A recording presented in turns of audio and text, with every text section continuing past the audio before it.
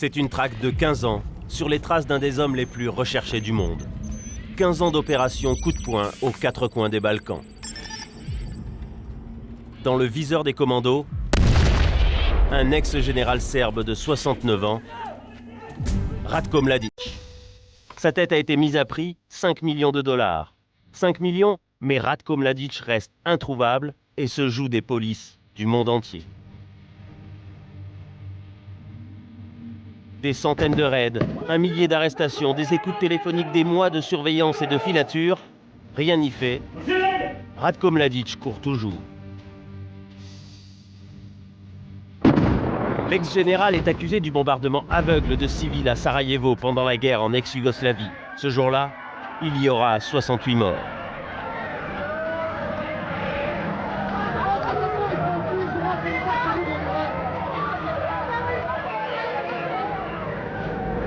Mais il est aussi responsable des tirs de sniper pour terroriser les populations. Et surtout, des massacres de Srebrenica. Des milliers de personnes y ont été assassinées à la suite de la prise de la ville par les hommes de Mladic. Des exécutions sommaires dont les images ont bouleversé le monde entier. 8100 morts recensés à ce jour. Pour ces atrocités, le tribunal pénal international poursuit Ratko Mladic pour crimes de guerre, crimes contre l'humanité et génocide. Mais aujourd'hui, l'homme échappe toujours à la plus grande traque policière internationale après celle d'Oussama Ben Laden. Qui le protège? Quels sont ses appuis? Nous nous sommes lancés sur la trace de ce qu'on appelle désormais les réseaux Mladic, les cercles de proches qui protègent sa fuite.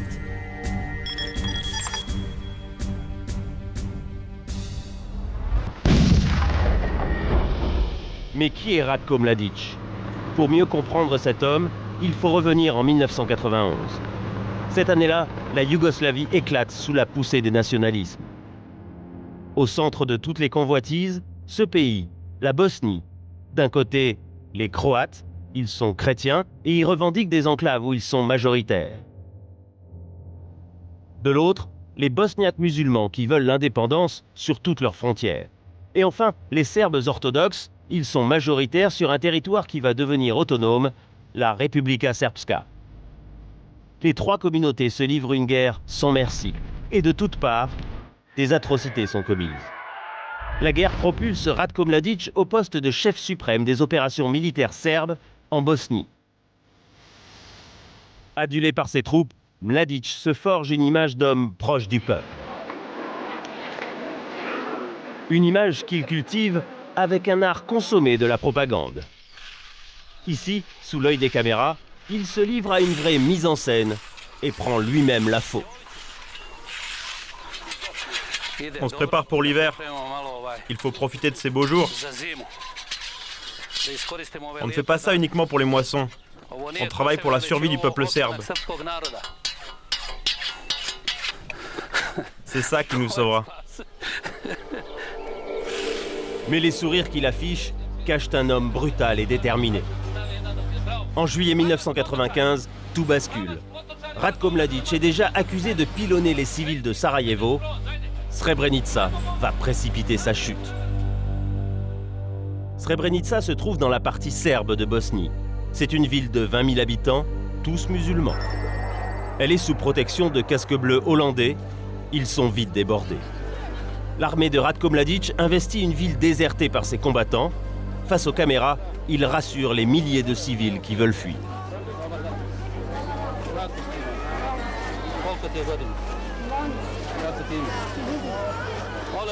S'il vous plaît, soyez patients. Ceux qui veulent rester peuvent rester. Ceux qui veulent quitter le territoire le peuvent. Il y aura assez de bus et de camions pour vous amener à Kladac.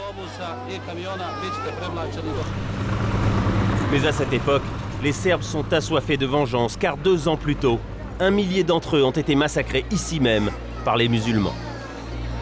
Les civils sont terrorisés, la plupart décident de partir. Dans cette foule, 8000 d'entre eux vont mourir. Parmi eux, des adolescents, comme ce jeune homme de 16 ans.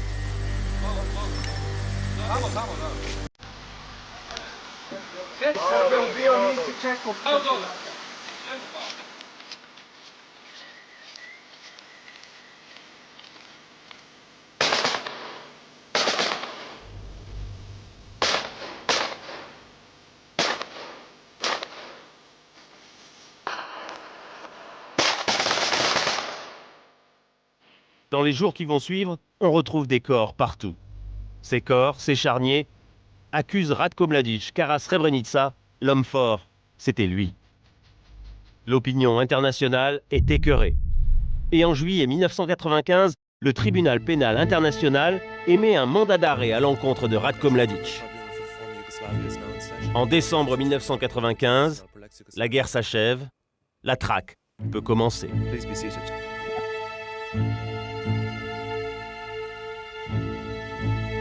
Ceci est un document inédit, filmé peu de temps après la décision du tribunal, en janvier 1996. Ratko Mladic lit un article rédigé par Reuters qui annonce qu'il est inculpé pour crime de guerre. Moi, je ne suis pas un criminel de guerre. Je suis le protecteur de mon peuple. Dis-leur ça à Reuters. Ceux qui écrivent ça, ce sont eux les criminels, ainsi que ceux qui ont commencé cette guerre. Au moment où il prononce ces paroles, les forces internationales préparent la première opération pour arrêter le général serbe. Les images que vous allez voir ont été longtemps censurées. Elles montrent l'impuissance de la communauté internationale. Nous sommes au printemps 1996, près d'un an après l'inculpation de Mladic. Avec une candeur déconcertante, les véhicules blindés des Américains se rendent dans la caserne d'Mpiesak pour l'arrêter. Un concert de klaxons alerte les populations qui bloquent les véhicules. Un général serbe calme les manifestants, mais pour lui, comme pour les civils, pas question de livrer Mladic.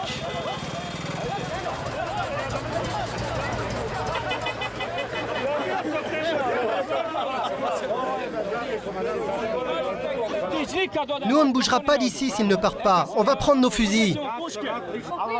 Je vous en prie, un peu de dignité ici. Ne laissez personne les frapper ou toucher au véhicule. Nous devons être de vrais Serbes. Nous, ce qu'on veut, c'est qu'ils partent les premiers. Ils vont partir, je vous le promets. On ne permettra à aucune armée étrangère de mettre de l'ordre chez nous. On ne livrera ni nos généraux, ni notre commandant. On ne donnera ni Karadzic, ni Mladic. Ce n'est pas négociable. Personne ne pourra prendre nos chefs tant qu'on sera là pour les protéger. Ils peuvent nous envoyer 1 million de juges pour 1 million de Serbes. Nous, on est prêts au combat.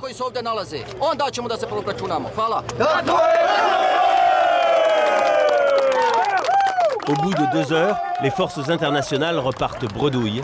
Elles ont été humiliées. Elles n'y reviendront pas de sitôt.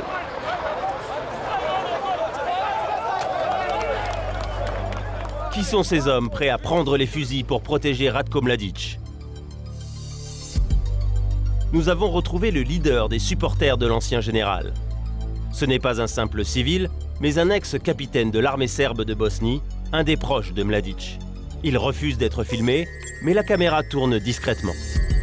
Mladic surnommait cet homme Long Gun, long fusil. C'était l'un de ses meilleurs snipers. Aujourd'hui, Long Gun fait moins le fier.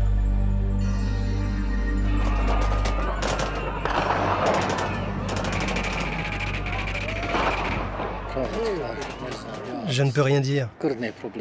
Tu ne peux même pas imaginer les problèmes que j'ai pu avoir. Ils ont voulu ma peau parce que je supportais des criminels de guerre. Et ils m'ont détruit. Ils m'ont persécuté, emprisonné, détruit. Quelques minutes plus tard, il part téléphoner à son avocat pour savoir s'il peut nous parler. Soutenir Ratko Mladic lui a valu les pires ennuis. La police le soupçonne toujours d'être un membre de la branche militaire du réseau Mladic. Après s'être entretenu avec son avocat, il hésite encore à nous parler. Je ne peux pas vraiment vous parler. J'ai demandé, c'est impossible. Je risque gros sur cette affaire. Avant notre départ, il nous offre un verre de rakia, l'alcool local. Et la confiance aidant, il se confie tandis que notre caméra tourne toujours.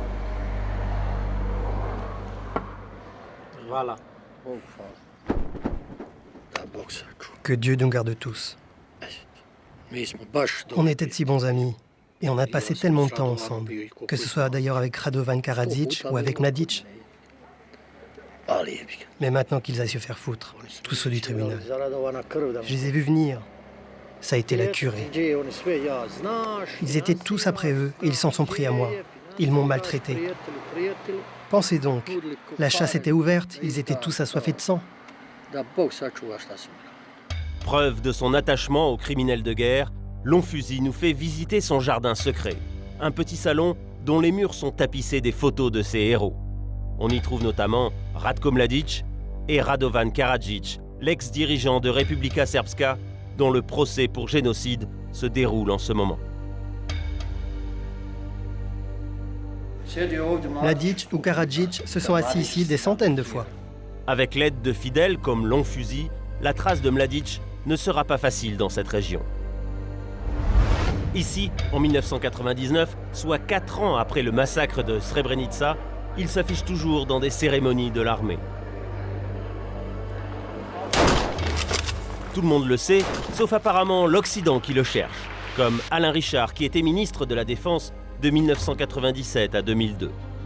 À cette époque pourtant, les services secrets français étaient très impliqués dans la traque de Mladic. Jusqu'en minimum 2002, donc, on voit Mladic se balader partout, on le voit dans un restaurant. Alors... Non. Des cas comme ceux-là, enfin, en tout cas, dont une autorité publique quelconque ait eu connaissance, ça c'est une pure légende. Des éléments factuels permettant de dire à tel endroit, tel jour, à telle heure, on a de façon caractérisée, identifié Mladic, et personne n'est intervenu, moi je n'en connais pas. Pour vérifier si Mladic était vraiment libre de ses mouvements, nous nous rendons dans les locaux de la police serbe. Elle détient des vidéos qui nous intéressent, récupérées lors de raids chez les proches de Mladic. Toutes ont été prises lors de sa cavale, et elles sont accablantes.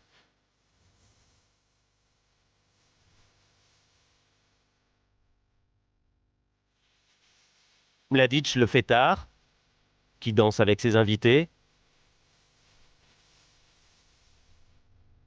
Mladic, le stratège, qui joue aux échecs. Et ce n'est pas tout. Mladic, le bon père de famille qui marie son fils en 1999 et esquisse un pas de danse avec sa belle-fille. Le temps passe, et voici Mladic, grand-père comblé qui salue l'arrivée d'Anastasia, sa première petite fille. Nous sommes en 2001, soit 6 ans après son inculpation. La traque semble au point mort.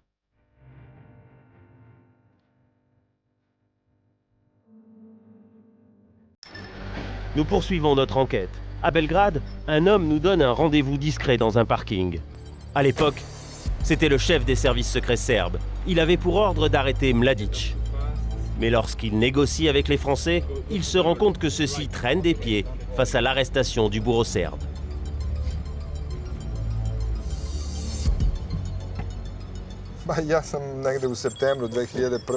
En septembre 2001, en compagnie du ministre des Affaires étrangères, je me suis rendu en France pour y rencontrer le ministre de la Défense, Alain Richard, et le chef des services secrets français, le général Rondeau. C'était pour nous des personnages très importants qui, en apparence, semblaient très impliqués à faire aboutir la traque des criminels de guerre, comme par exemple celle de Karadzic ou de Mladic. Mais à l'occasion de cette entrevue, ils nous ont fait une liste de personnes qui semblaient recherchées par le chef des services secrets français, le général Rondeau, et les noms sur cette liste n'avaient absolument aucun intérêt à nos yeux, car ces personnes étaient quasi inconnues de nos services. Elles ne servaient à rien. Cette attitude étrange que Goran Petrovic dénonce, une femme, Florence Hartmann, l'explique sans ambiguïté. Elle a été pendant 6 ans le bras droit de Carla Del Ponte, la procureure du tribunal international qui menait la traque de Mladic. Alain Richard dépendait de l'information que lui donnait à l'époque, c'était le général Rondeau qui s'occupait de ce dossier. Et il recevait des rapports du général Rondeau et le général Rondeau savait où était Mladic. Donc Alain Richard savait où était Mladic, pas à la seconde près. Bon, il savait très bien qu'il était à Belgrade. Donc quand il dit qu'il ne sait pas, c'est un mensonge? Oui, c'est un mensonge énorme. Il ne faut pas oublier que Mladic a habité très longtemps à son l'adresse officielle. Il ne faut pas oublier que le voisinage le voyait pendant longtemps tailler ses roses dans son jardin. Il allait lui-même acheter les miches de pain pour ses gardes du corps qui habitaient avec lui à l'époque, c'était en 2001, dans une villa à Belgrade.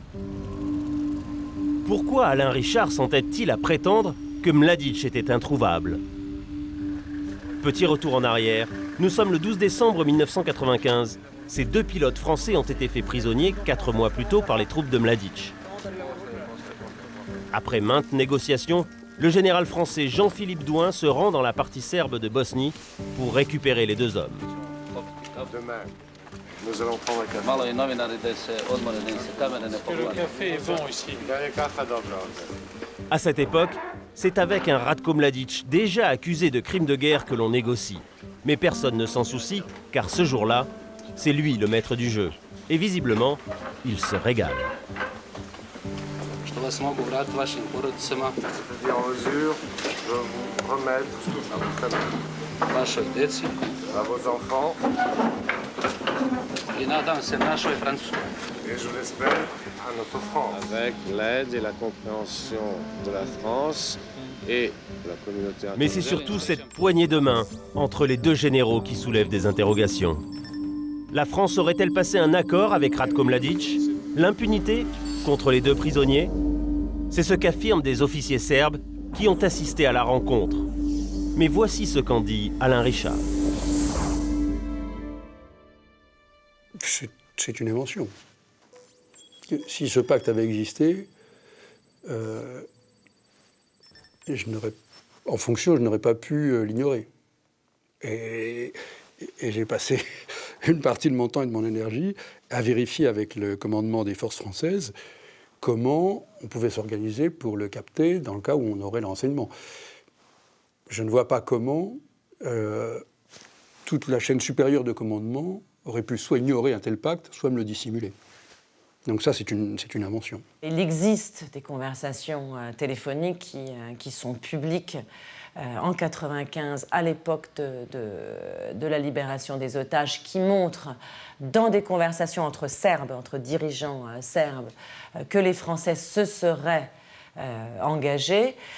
Quels que soient les engagements à l'époque, ils ne sont pas valables. On ne peut pas pactiser avec le diable et rien ne peut justifier la non-arrestation de quelqu'un poursuivi pour génocide. Mladic est-il toujours protégé par les Français? En 2010, la presse serbe y consacre ses gros titres. Le Télégraphe affirme que Mladic serait sous la protection de la Russie et de la France. L'auteur de cet article, Mensur Sasic, est journaliste d'investigation réputé pour ses connexions au sein des services secrets serbes. Pour rédiger cet article, j'ai retrouvé des gens qui ont bien connu Mladic. Et ils expliquent qu'il n'est toujours pas emprisonné, en raison de l'accord qu'il a passé avec les Français. Ces gens étaient notamment avec lui lorsqu'il se trouvait en Republika Srpska. Ils pensent aussi qu'il est protégé par le KGB, parce qu'il a toujours eu des relations privilégiées avec les Russes pendant la guerre. Ce sont les Russes qui le fournissaient en armes. Quant aux Français, c'est basé sur le fait que Mladic a très bien traité les pilotes français et a accepté de les rendre à la France avec l'aide du KGB.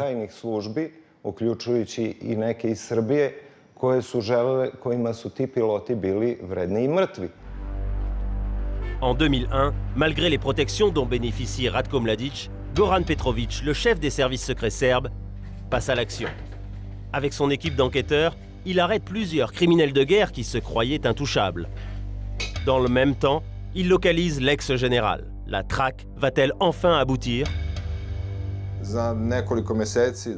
En quelques mois, donc dans un laps de temps très court, mes collaborateurs et moi avons localisé une dizaine de criminels de guerre, dont le général Mladic. Et on a arrêté 3 d'entre eux. À cette époque, on avait aussi localisé Mladić à Valjevo. Il circulait librement en Serbie et utilisait son téléphone portable. On a enregistré une conversation avec une cousine ou une tante, alors qu'il se servait du téléphone de quelqu'un des services de sécurité. Après l'arrestation de ces 3 criminels de guerre, le chef du cabinet du président de la République et ses collaborateurs ont ouvertement commencé à obstruer notre travail et ont même décidé de me diaboliser, comme si j'étais un criminel. Quelques mois plus tard, Goran Petrović est licencié. Sa faute, s'être approché de trop près de Mladić. Pourtant, dans le nouveau gouvernement serbe, un homme reprend le flambeau. Il veut faire tomber les criminels de guerre. C'est Zoran Đinđić, le Premier ministre. Nous sommes fin 2001, 6 ans après Srebrenica. Đinđić a contre lui les militaires et le parti du président Vojislav Koštunica. Koštunica se présente sous la casquette démocrate. C'est en fait un nationaliste pur et dur qui va faire obstacle à la traque des criminels de guerre. Mais Zoran Đinđić tient promesse. Le 1er avril 2001, coup de tonnerre. Il livre Slobodan Milošević, l'ex-président serbe. Yes. Madame Del Ponte, bonjour. Le président et les partis peuvent-elles se présenter? Je considère que ce tribunal est illégitime et que mon inculpation est donc illégitime elle aussi. Zoran Đinđić ne compte pas s'arrêter là. Il promet à Carla Del Ponte, alors procureur du tribunal pénal international, la tête de Ratko Mladić. Mais sans doute, le Premier ministre signe-t-il ici son arrêt de mort.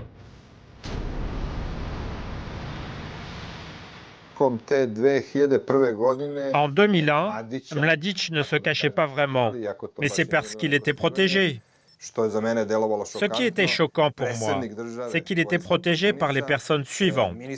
Le président du pays lui-même, Koštunica, le ministre de la Défense, le chef d'état-major des armées, le chef des services de renseignement militaire, le chef des services de contre-espionnage et un grand nombre des officiers en service de l'armée de la République fédérale yougoslave. Alors que le président Koštunica dupe la communauté internationale, Zoran Đinđić, le Premier ministre, prend la tête de la traque de Mladić. Un entêtement qui va le mener ici, dans l'un des cimetières de Belgrade. Le 12 mars 2003, il est abattu de 3 balles.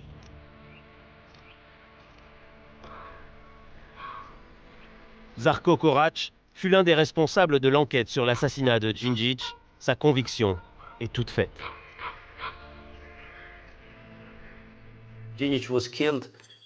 Đinđić a été tué par des éléments de la police de Milošević. On peut le dire avec certitude, car un des hommes qui l'a tué était, écoutez-moi bien, un ex-colonel de la police serbe.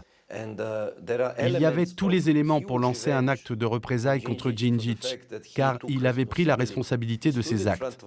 Il s'est mis devant les caméras et il a reconnu « C'est moi qui suis responsable, je suis fier de l'avoir fait et il fallait que ça soit fait ». Et bien sûr, Mladić était sans doute inquiet du fait que le gouvernement serbe ait extradé Milošević. Un homme malin tel que Mladić, en tant que figure politique et publique, a dû se dire « Qui sera arrêté après Milošević ? Le gouvernement serbe risque fort de s'en prendre à moi. »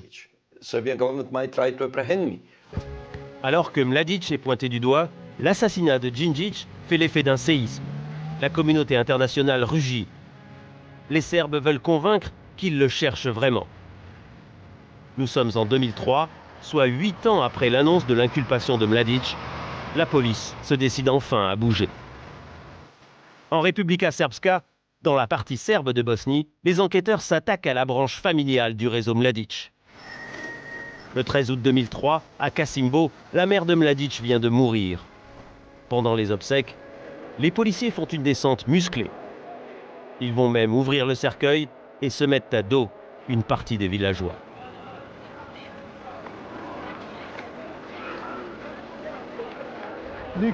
On n'avait rien fait. Ils ont déboulé avec des armes, encerclé la maison et ils nous ont braqués. On était stupéfaits.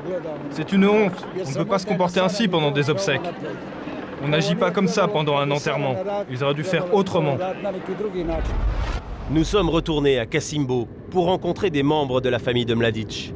Selon nos informations, sa belle-sœur habite dans la maison où ont eu lieu les obsèques.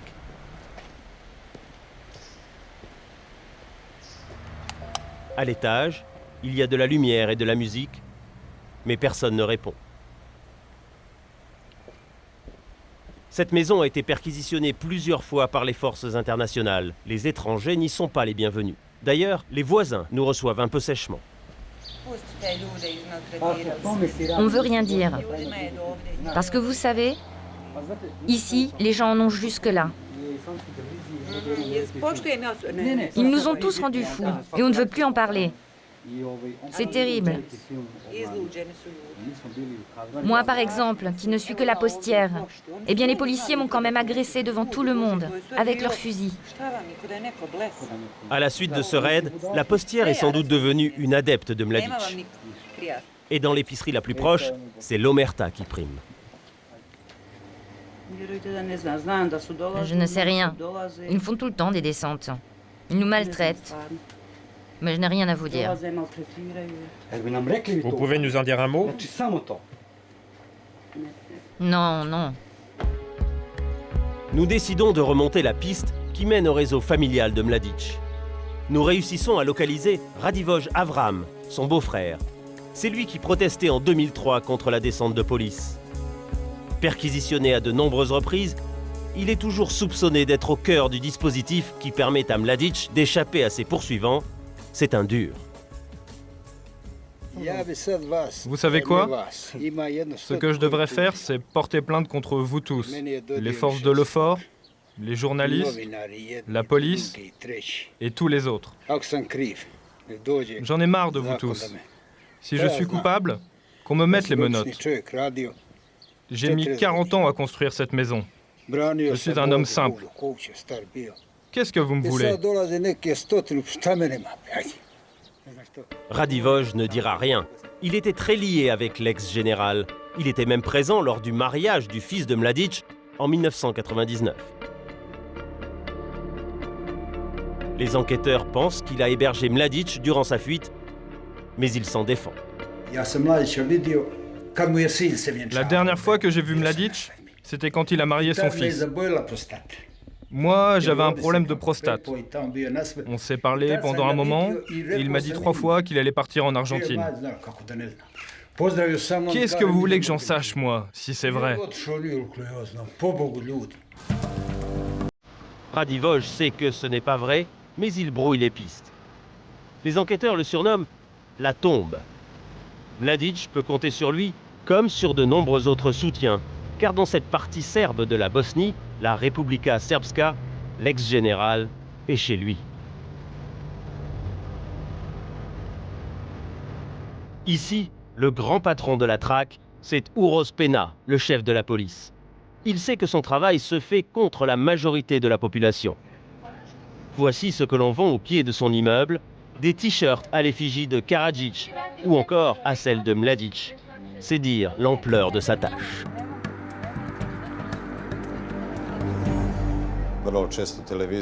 On entend souvent à la télévision des interviews de mes concitoyens. Et pour la plupart, ils disent qu'ils ne livreraient aucun criminel de guerre au tribunal de La Haye. C'est donc difficile pour les policiers, car ils sont confrontés au peuple. Ils se trouvent face à une situation dans laquelle les populations ne leur apporteraient pas leur soutien.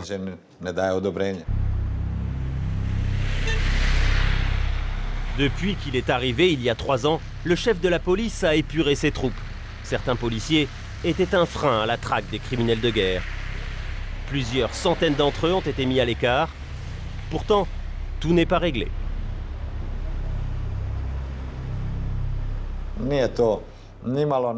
Il serait naïf de croire qu'un simple policier croisera un jour la route de Mladic. C'est impossible, inimaginable. Mais je vais être franc avec vous. Je sais que certains de mes hommes tourneraient le dos s'ils tombaient sur Mladic. Uros Pena nous a autorisé à rencontrer l'unité d'élite qui traque Mladic. Ce sont des commandos, leur métier est dangereux et ils n'aiment ni notre caméra, ni nos questions. Est-ce que l'un d'entre vous aurait des réticences à arrêter Mladic?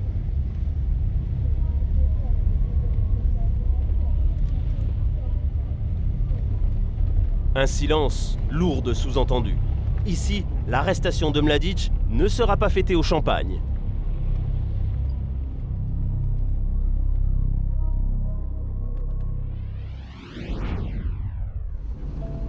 C'est à Kalinovic, le village natal de Ratko Mladic, que cette troupe d'élite a mené sa dernière grande opération. Quelques maisons de tôle et de torchis perdus dans les collines. Dans les pas des commandos, notre enquête nous entraîne vers ce petit bourg de montagne enfoncé dans la neige. La piste du réseau familial de Mladic mène forcément ici.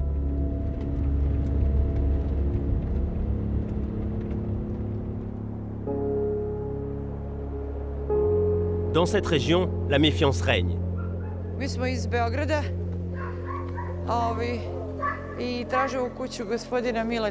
Avec prudence, une vieille femme nous désigne quelques maisons accrochées à un flanc de coteau, tout en nous mettant en garde.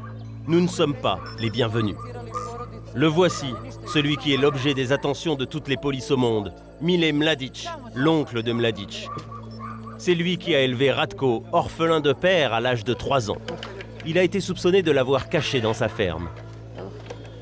Mile est méfiant. Il nous pose ses conditions avant d'accepter de parler. Si on parle de lui en tant que héros, ça va. Ce n'est pas un criminel de guerre. Il a défendu le peuple, c'est tout. La police a effectué une demi-douzaine de raids dans cet endroit quasi désert où les moutons sont plus nombreux que les hommes.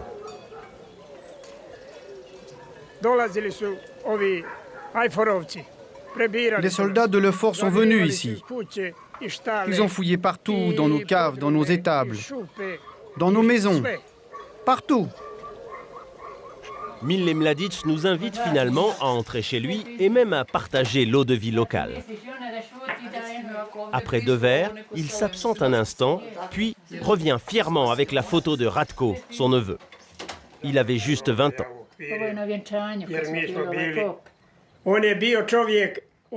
Depuis qu'il est tout jeune, il s'est toujours comporté comme un être humain. Et où qu'il soit aujourd'hui, il restera comme ça.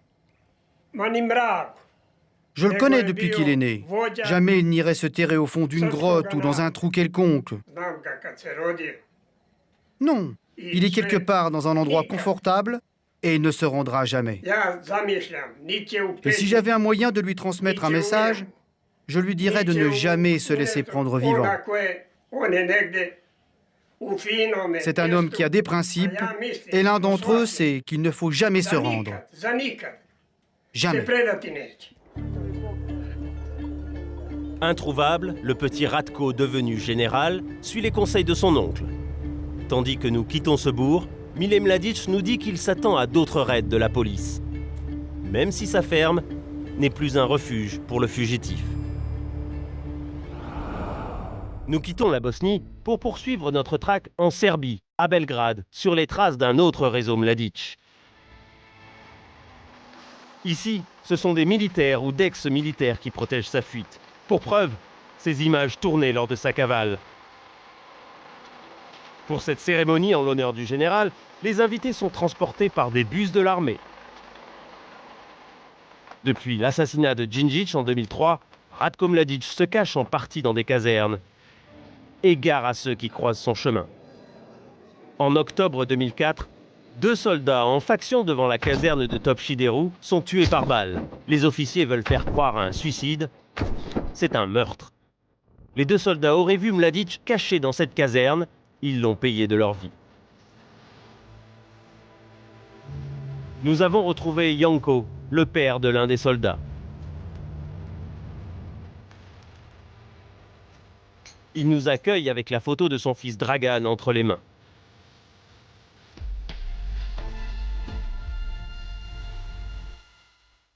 Les meurtres des 2 soldats ont tenu la presse en haleine pendant une longue période. Ces centaines d'articles évoquent une seule et même piste. Mladic aurait été reconnu par les soldats. Comment pouvez-vous affirmer que c'est Mladic qui est la cause du meurtre de votre fils? Mladic?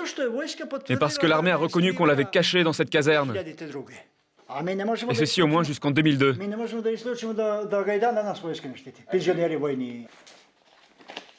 Mladic n'a pas été seulement vu dans la caserne de Topchideru, il y a même été filmé jouant au ping-pong. Nous avons dû faire le deuil de l'être qui était le plus cher à nos yeux. Et rien ne pourra nous faire oublier que c'est Mladic le responsable. C'est aussi lui qui fait souffrir toute la Serbie. Il faut reconnaître qu'avant, c'était pour moi un héros. Mais depuis cette affaire et toutes les atrocités qu'il a commises en Bosnie, il n'est plus digne de ça, car il a fait trop de mal au peuple serbe. Janko est désormais un déçu de l'ex-général. Sa vie est suspendue à son arrestation. Pour remonter la piste du meurtre de son fils, nous partons à Belgrade, la capitale serbe.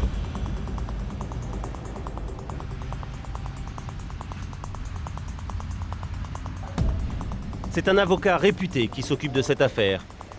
Trop insistant, il a été menacé de mort plusieurs fois.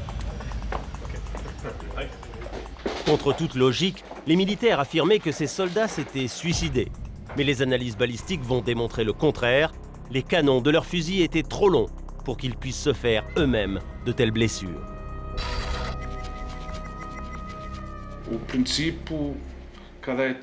Au début, toutes les premières investigations ont été faites par les militaires eux-mêmes, avec un tribunal militaire, ce qui ne serait plus possible aujourd'hui. Et ces investigations ont été menées de façon catastrophique. C'était volontaire. Ils ont tout fait pour rendre l'enquête impossible. Ils ont mis exprès les vêtements des victimes dans des sacs mouillés pour faire disparaître les traces. Tout a pourri. On ne pouvait plus les utiliser comme preuve. Les traces d'ADN et celles de la balistique ont aussi été détruites. Il nous a fallu nous battre pendant 3 ou 4 ans pour prouver que c'était un meurtre et non un suicide. Au final, des experts indépendants épaulés par le FBI ont repris l'enquête en main.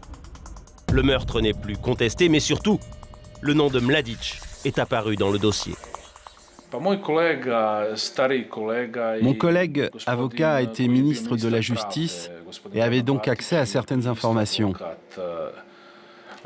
Il a déclaré à plusieurs reprises que ces meurtres étaient liés avec le fait que Mladic était caché dans cette caserne. Pour ma part, j'ai été menacé plusieurs fois. J'ai reçu par téléphone ou par SMS des menaces sans équivoque. Je n'ai pas pris ces choses à la légère, puisque par la suite, il y a eu plusieurs meurtres, directement ou indirectement liés à cette affaire. La menace est claire. Gare à ceux qui osent s'en prendre à Ratko Mladic. Accusés d'aider et d'héberger le criminel de guerre, les militaires affirment alors que ce n'est plus le cas. Ils organisent des visites guidées de casernes où Ratko Mladic a séjourné. Dans celle-ci, il a couché dans cette chambre. Une honte pour l'armée.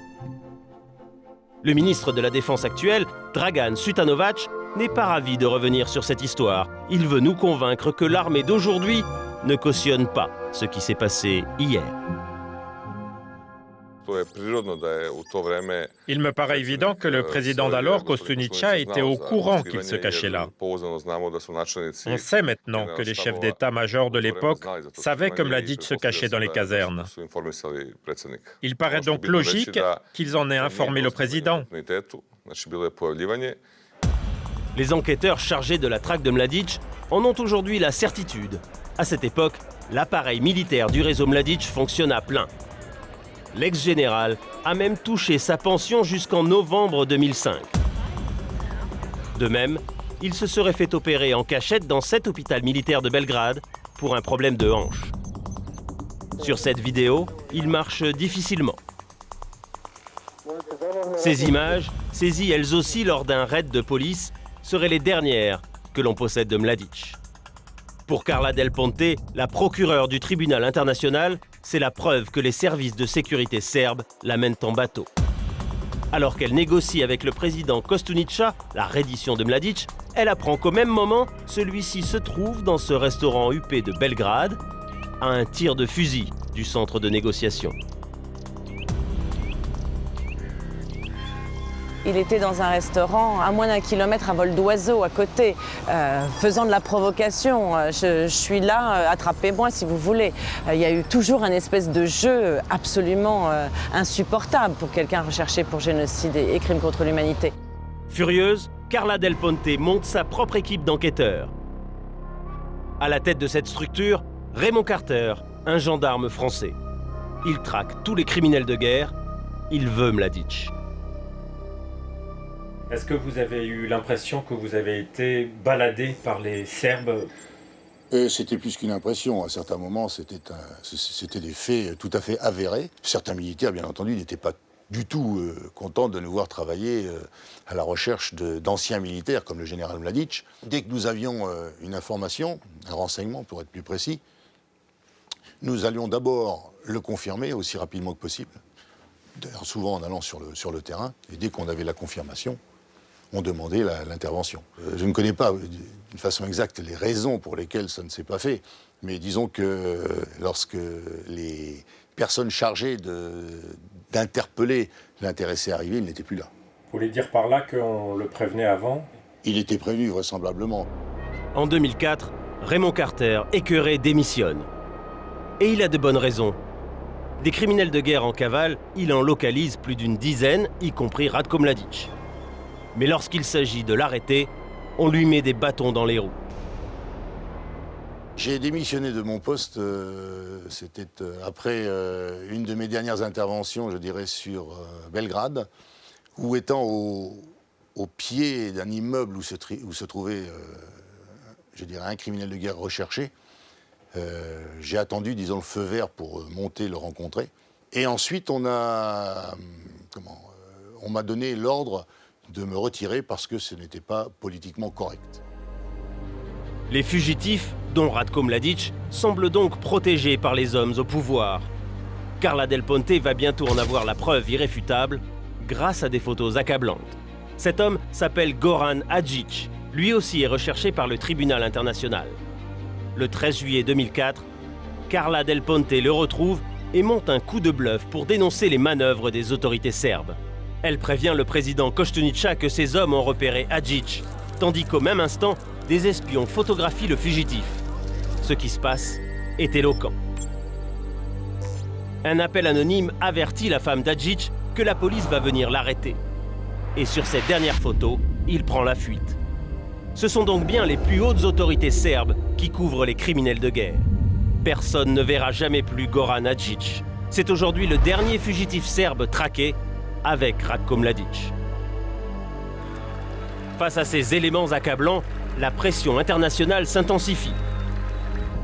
Pas d'entrée dans la communauté européenne sans l'arrestation de tous les criminels de guerre. Ratko Mladić avant tout. En gage de leur bonne foi, les Serbes s'attaquent à son point faible, sa famille proche. Sa femme, tout d'abord, qu'il accompagnait partout et avec qui il avait une relation complice.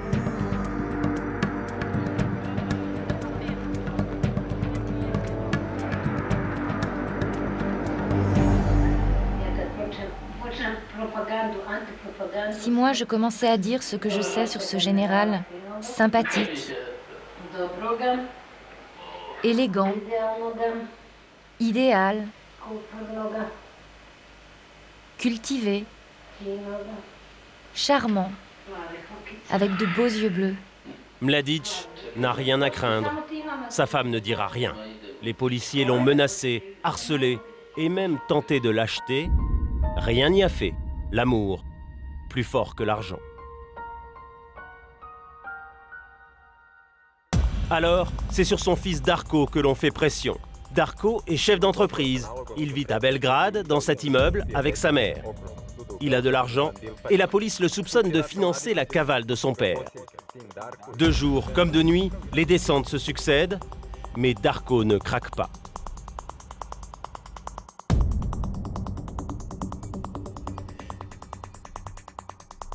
Nous avons tenté de nous rendre à plusieurs reprises chez Darko Mladic. On nous fait savoir qu'il ne parle pas à la presse et qu'il ne sait rien de la cavale de son père. Darko demeure invisible, il se sait sous surveillance. Désormais, l'ex-général sent le souffle de ses poursuivants sur sa nuque. Car en 2008, en Serbie, un nouveau gouvernement est élu et la politique en faveur de l'arrestation des derniers criminels de guerre prend un nouvel élan. La traque est relancée. Le 21 juillet 2008, 13 ans après Srebrenica, un cadeau de choix est offert à la communauté internationale. Radovan Karadzic, l'ex-président des Serbes de Bosnie.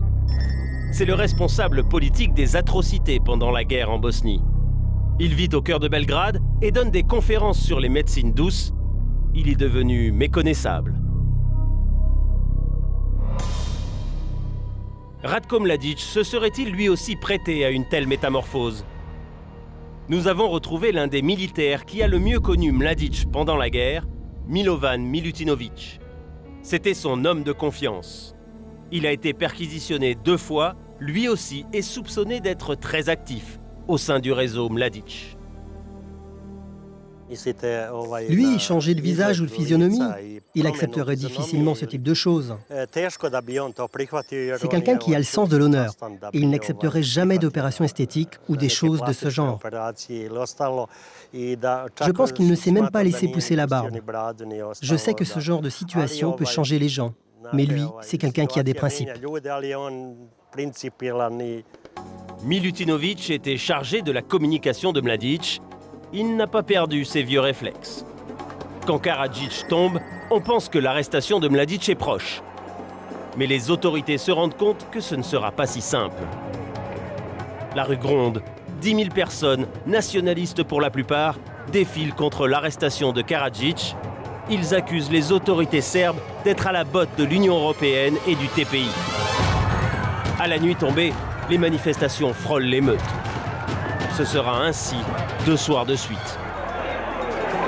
Ce soutien populaire suscite des craintes. Mladic, héros militaire pour les nationalistes, risque d'enflammer plus encore les foules.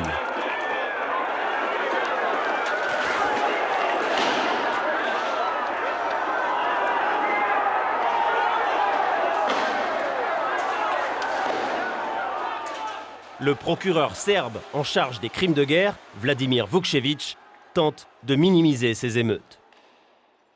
Il n'y aura aucun problème avec l'arrestation de Mladic. Ce sera juste quelques protestations populaires, comme celle qu'il y a eu lors de l'arrestation de Karadzic. Dans la rue, il y avait plus de journalistes que de citoyens. C'était surtout les extrémistes du parti radical serbe qui ont manifesté. Et ça n'a pas duré bien longtemps. Je ne m'attends pas à des manifestations de grande ampleur. Les Serbes ont maintenant compris qui est Mladic. Pas si sûr. Nous avons assisté à l'une des cérémonies qui honorent les victimes serbes de la guerre. Nous sommes à l'été 2009, il y a beaucoup de monde et ici, pour tous, Mladic est un héros.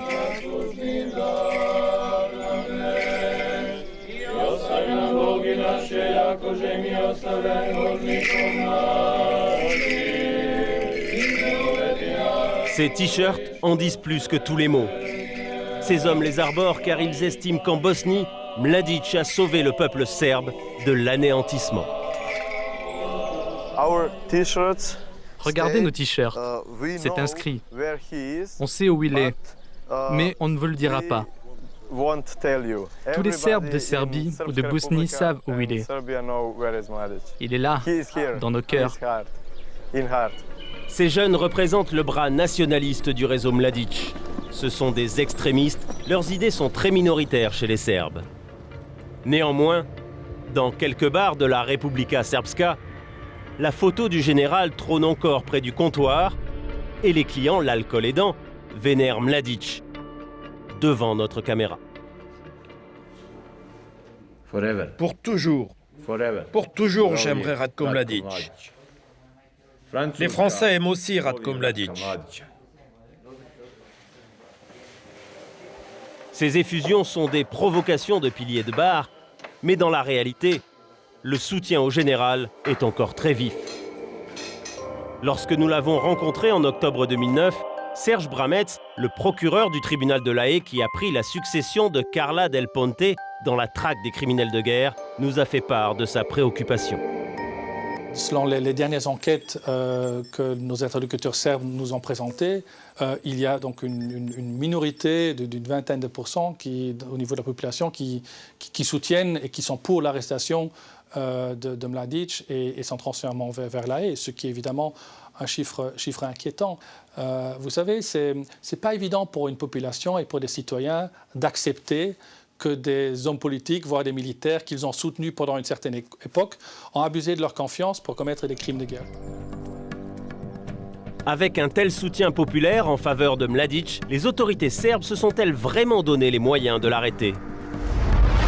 Pour répondre à cette question, direction le Saint des Saints, le bunker qui héberge les services secrets serbes.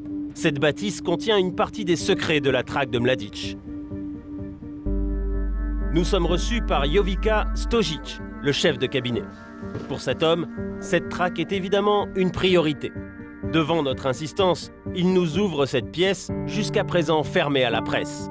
C'est ici qu'atterrissent les appels d'Indic, mais il reconnaît que les téléphones sonnent rarement. Apparemment, la prime, qui vient de passer à 10 millions de dollars, n'intéresse pas grand monde. C'est tout ce que nous pourrons filmer, et cet homme qui est censé tout savoir n'a finalement pas grand-chose à dire. Quand avez-vous été le plus près de l'arrestation de Mladic? Je ne sais pas exactement. Je n'ai pas d'infos qui me viennent de l'opérationnel. Vous avez vu le bureau avec tous les téléphones? Le numéro d'urgence? Eh bien, c'est ce bureau qui s'occupe de la traque de Mladic. Ces informations sont transférées sur l'unité qui fait le travail de terrain pour aboutir à l'arrestation de la personne concernée. Mais moi, je n'ai pas d'informations particulières sur ce travail de terrain. Le chef ne sait donc pas ce que font ces hommes. C'est inquiétant et une question s'impose. Avez-vous déjà eu des instructions politiques pour ne pas arrêter Mladic? Pas à ma connaissance.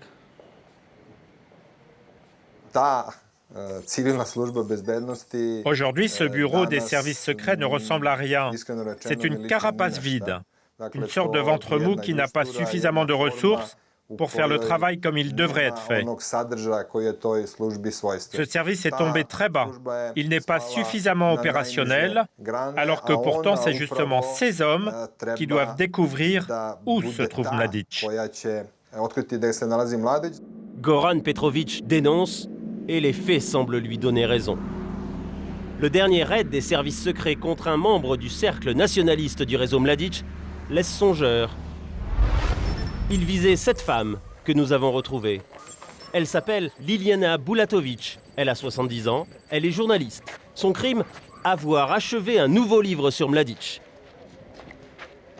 Elle ne fait pas mystère de son admiration pour l'ex-général.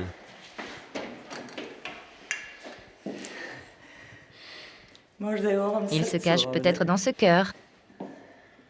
Liliana a écrit une demi-douzaine de livres sur Ratko Mladic et sur Srebrenica. Mladic, c'est son héros serbe.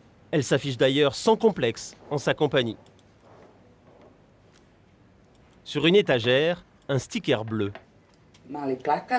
C'est une petite affichette que les vrais patriotes collent dans toutes les maisons et qui dit que cette maison est sûre si Mladic veut s'y cacher. Quand ils m'ont dit qu'ils cherchaient Ratko Mladic, je leur ai dit « Est-ce que vous avez regardé partout? Il n'est tout de même pas dans ce placard. » Parce que moi, je ne pourrais jamais mettre un monsieur aussi respectable dans un placard comme ça. Ils sont tout à fait conscients qu'ils n'ont aucune idée d'où se trouve Ratko Mladic. D'ailleurs, nous non plus, on ne sait pas où il se trouve. En restant dans le secret, il nous protège, car ainsi on ne peut plus l'aider concrètement.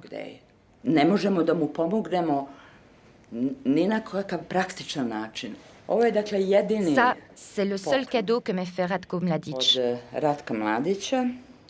J'attends qu'il revienne pour qu'on trinque ensemble au nom de sa liberté et de celle du peuple serbe.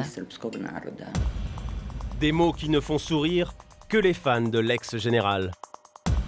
Car les Serbes commencent à douter de l'image de héros véhiculée par les fidèles de Mladic. Le 23 février 2010, lors d'un nouveau raid dans l'immeuble de son fils Darko, la police trouve dans une cache secrète des carnets rédigés par Mladic pendant la guerre. Il confirme sa responsabilité dans les crimes dont il est accusé, mais les pages concernant Srebrenica ont été arrachées. Ces carnets sont en cours de traduction complète par le TPI. Pour les Serbes, la vérité risque d'être cruelle.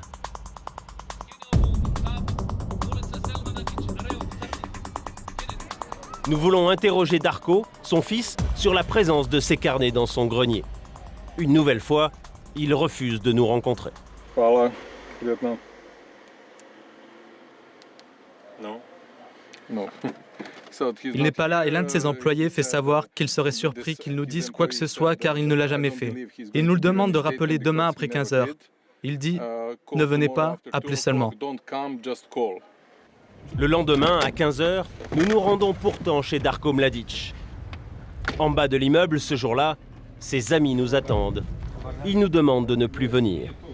Darko is not here. Oh, ok. On n'en saura pas plus. Chez les Mladic, c'est l'omerta qui prime. Les révélations viendront sans doute de là où on ne les attend plus. En juin 2010, le second assassin de Zoran Djindjic, le premier ministre qui voulait livrer Mladic, est arrêté en tentant de franchir la frontière serbo-croate. Les policiers lui font porter un gilet pare-balles, car on craint qu'il ne soit éliminé. Ce tueur professionnel sait beaucoup de choses, et ses commanditaires vont sans doute tout faire pour qu'il se taise. Ces révélations pourraient ouvrir de nouvelles pistes dans la traque de Mladic. En attendant qu'il parle, les autorités serbes multiplient les opérations policières en traquant le réseau qui protège Mladic, tandis que dans le camp des victimes musulmanes, on n'en finit pas de pleurer ses morts.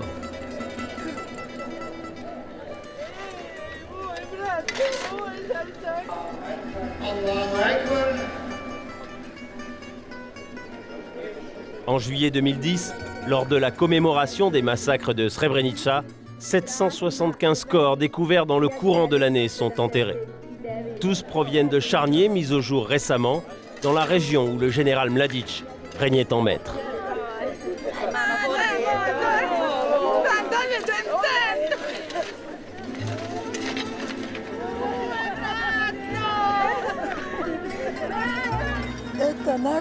C'est aujourd'hui, seulement au bout de 15 ans, que je peux enterrer mon fils.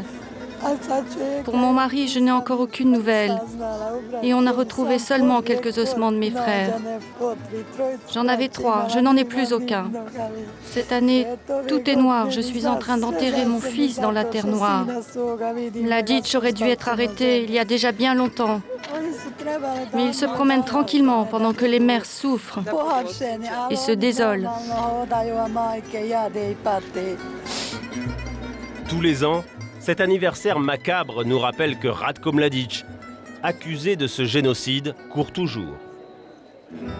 Combien de temps, combien de larmes encore, avant que celui que tant de gens surnomment le boucher des Balkans se retrouve face à ses juges.